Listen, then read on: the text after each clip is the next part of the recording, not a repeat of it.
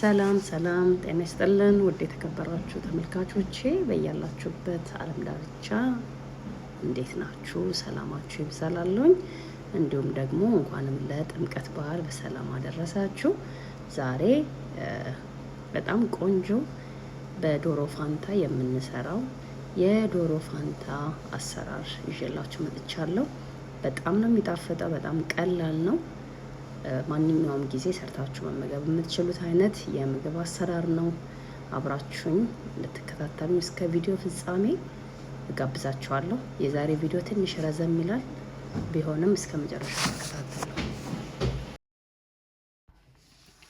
እዚህ ጋር የነጩንና የቀዩን ሽንኩርት አንድ ላይ አቀላቅለን ነው ያዘጋጀሁት። በእጅን የከተፍነው ቆንጆ አድርገን የከተፍነው። በእጅ የከተፍንበት ምክንያት ጣዕሙን ቆንጆ እንዲያደርግልን ነው። ጊዜ ከሌላችሁ ግን በማሽን ፈጭታችሁ መጠቀም ትችላላችሁ። እዚህ ጋር ድስት ጣድኩኝ። ከዛ ሽንኩርቱን አደረኩ። የከተፍኩትን ኦልሞስት ወደ 10 ኪሎ ሽንኩርት ይሆናል። 8 ላም ቻንክ ነው የምሰራው። ጨው አርጌ ያለውኝ ይሄንን በደንብ አርጌ ባዶን ምንም አይነት ዘይት ሳልጨምር በደንብ አርጌ አቁላልቼ አብስዬዋለሁ። እንዳያችሁት በደንብ ደርሶልኛል። አሁን ዘይት የምጨምርበት ሰዓት ነው። ዘይት ጨምር ያለው ከግማሽ ኪሎ በታች ነው የጨመርኩት። ከሩብ ኪሎ ትንሽ ከፍ ያለ እንደነገርኳችሁ። ሽንኩርቱ ወደ 10 ኪሎ ይሆናል ያዘጋጀሁት ሽንኩርት። ደግሞ በዘይቱ በደንብ አርጌ አቁላለዋለሁ። እዚህ ጋር ትንሽ ጠቆር ብሏል። ካሜራው ነው፣ ምሽት ላይ ነበረ የምሰራው።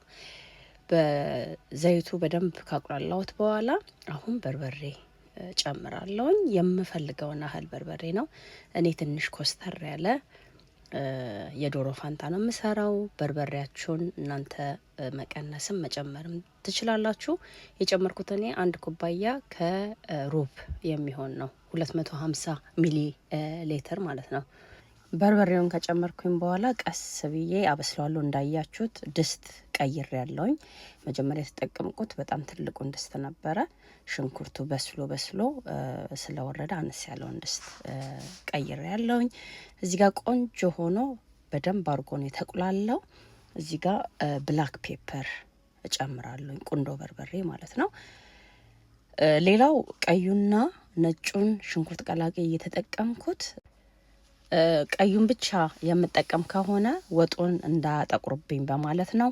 እናንተ ግን ወይ ቀዩን ወይ ነጩን በቤታችሁ ያለውን መጠቀም ትችላላችሁ። እዚህ ጋር ፋይን ብላክ ፔፐር ኦልሞስት ወደ 2 የሻይ ማንኪያ የሚሆን እጨምራለሁኝ። ኦኬ፣ አሁን እንዳያችሁት እንግዲህ በደንብ አቀላቅዬ ከድኜ ለረጅም ሰዓት አብስየዋለሁኝ። እዚህ ጋር ዘይቱና ቁሌቱ እየተለያየ ነው ማለት ነው። ዳት ሚንስ በደንብ ደርሶልናል። ብዙዎቻችሁ የማትስማሙበት አለለም፣ የተወሰናችሁ የማትስማሙበት ምንጊዜም ዶሮ ስሰራ እኔ ቲማቲም እጠቀማለሁኝ እና ከዚህ በፊት ጥሩ እይታ ያገኘ የዶሮ አሰራር ኦልሞስት ሞር ዳን ሚሊየን የታየ ቪዲዮ አለኝ። ሁላችሁንም በዚህ አጋጣሚ አመሰግናለሁኝ። ደሞም ሞክራችሁት ወዳችሁት ኮሜንት የሰጣችሁኝ ያበረታታችሁኝ እጅግ በጣም አመሰግናለሁ። እዚህ ጋር እንዳያችሁት እኔ የተፈጨ ቲማቲም ጨምሬበታለሁ። ቢኮዝ የዚህ ሀገር በርበሬ በጣም ነው የሚያቃጥለው። ያንን በርበሬ ደግሞ ትንሽ ለዘብ ለማድረግ ግዴታ ቲማቲም መጠቀም አለብን።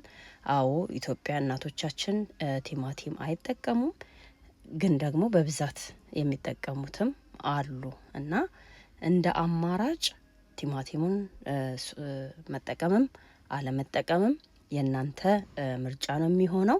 እኔ ግን እዚህ ጋር ስሰራ ቲማቲም ጨምሬያለሁኝ። እንዲሁም ደግሞ 2 ሙሉ የሾርባ ማንኪያ ነጭ ሽንኩርትና ዝንጅብል በደንብ አድርገው የተዘጋጀ እሱን እጨምራለሁኝ። ከዛ ይሄንን በደንብ አርጌ አበስለዋለሁኝ። ቁሌቱ ምን እንደሚመስል እናያለን። ተመልካቾቼ እንዳያችሁት ይህንን የመሰለ ቁሌት ደርሶልኛል። በጣም ነው የሚያምረው። ቆንጆ ሆኖ ነው የደረሰው። መጨረስ ስላልቻልኩኝ ስራ ቦታ ወደ ቤት ይዤው ሄጄ ደግሞ ጋዝ ላይ በዚህ መልኩ ቀስ አድርጌ ጥጄው አብስያዋለሁኝ። አሁን ይሄ ትንሽ በጣም ወፍራም ስለሆነ የፈላ ውሃ እጨምርበታለሁ። ልነግራችሁ አልችልም ምን ያህል ጊዜ ወስዶ እንደ ተቁላላ። በጣም ነው ደግሞ የሚጣፍጠው። ጊዜ ወስዳችሁ በደንብ አቁላሉት፣ በደንብ አብስሉት። እዚህ ጋር 2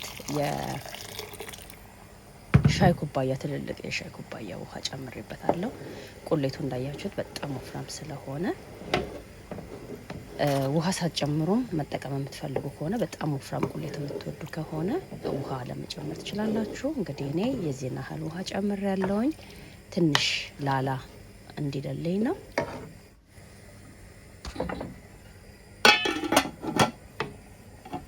ከዛ ውሃው በደንብ እስከሚተፋ ድረስ አብሬ አቁላለዋለሁ።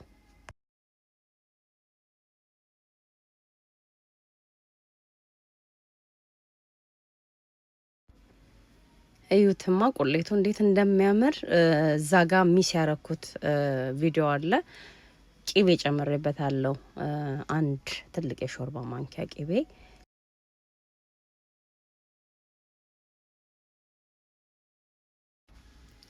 አሁን ደግሞ የቀረውን ቅመማችንን የምንጨምርበት ነው። መከለሻ 1 የሻይ ማንኪያ ጨምሬያለሁኝ። እንዲሁም ደግሞ የመጥበሻ ቅጠል በደንብ በጥሩ ሁኔታ ከሌላ ቅመሞች ጋር የተዘጋጀ አለኝ። እኔ ስፔሻል ለሬስቶራንት የምጠቀመው እሱን ጨምሬያለሁ። ፋይናሊ ይሄኛው ቂቤ ጨምሬያለሁኝ። የመጨረሻ ቂቤ ነው። ከዚህ በኋላ ቂቤ አልጨምርም። ብዙዎቻችሁ የጠየቃችሁኝ ጥያቄ አለ።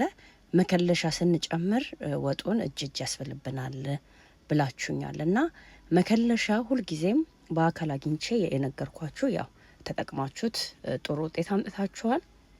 እንዲሁም ደግሞ ሁሌም መከለሻ ከላይ ባንጨምር ይመረጣል። አደርዋይስ ወጡን ኩፍ ያደርግብንና ያበላሽብናል ማለት ነው።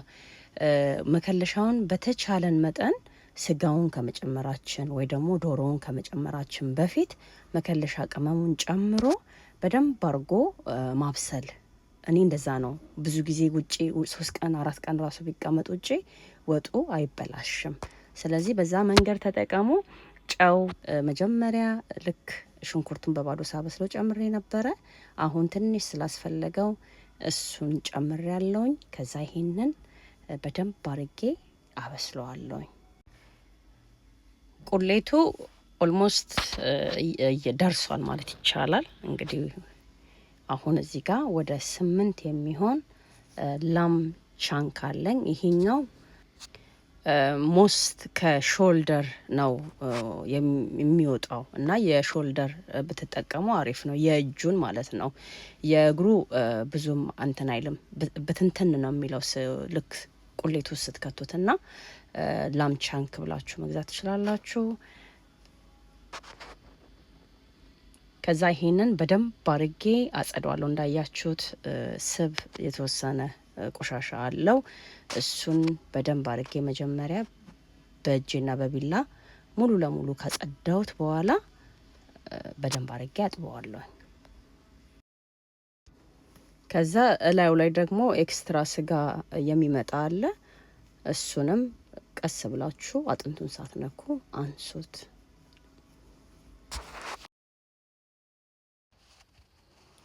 ስጋውን ሳጸዳ ቪዲዮውን በደንብ አፍጥኘዋለሁኝ። ምክንያቱም ቪዲዮ ረዝሞ እንዳይሰለቻችሁ በማሰብ ነው። እንዳያችሁት አሁን በዚህ መልኩ ሙሉ ለሙሉ አጽድቼዋለሁ። ይሄ አስፈላጊ አይደለም። እዚህ ጋር ሎሚ 2 ሎሚ አዘጋጅቻለሁኝ። በዚህ መልኩ ቆርጥና ስጋው ላይ ጭምቅ አረግበታለሁኝ። በደንብ አርገን ነው የምናጥበው። ራሱ ደም አለው፣ ደም ይወጣዋል። ያው እንደ ዶሮም ባይሆን ብቻ በደንብ አርገን ውሃው እስከሚጸዳ ድረስ እጥብ አርጉት። ጣዕሙ ቆንጆ ነው የሚሆንላችሁ።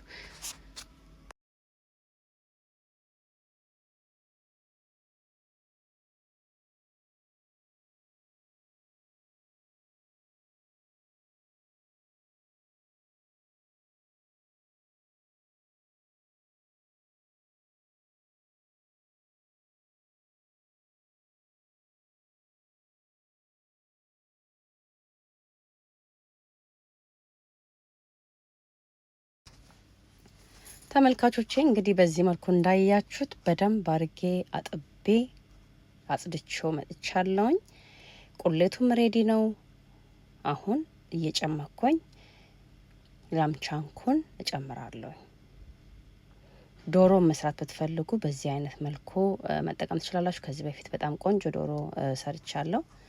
እርሊየ ኤክስፕሌን እንዳደረግኩት ማለት ነው።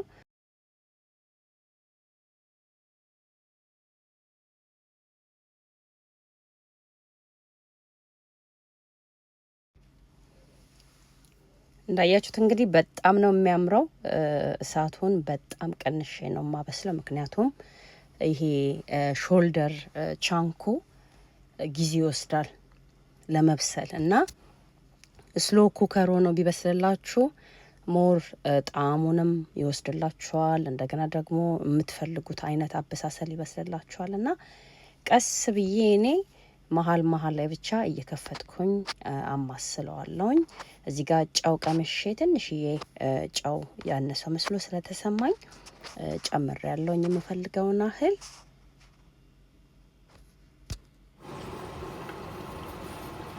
እንደዚህ ቆንጆ ሆኖ እየበሰለ ነው ተመልካቾቼ። እንግዲህ ያውላችሁ አሁን እየበሰለ ሲሄድ ስጋው እየተሰበሰበ አጥንቱ ወደ ጎን እየወጣ ነው የሚሄደውና ኦልሞስት በምፈልገው ደረጃ ደርሶልኛል። በጣም በስሎም ደግሞ ስጎ ውስጥ እንዳይበታተን ይቅርታ፣ እያያችሁት የምትፈልጉት ደረጃ ሲደርስ እሳቱን ማጥፋት ትችላላችሁ። እኔ የምፈልገው ደረጃ ደርሶልኛል። እንዳያችሁት በጣም ቆንጆ ነው የደረሰው የበሰለው። አሁን እንቁላል ቀቅዬ አዘጋጅቻለሁኝ፣ እሱን እጨምራለሁ።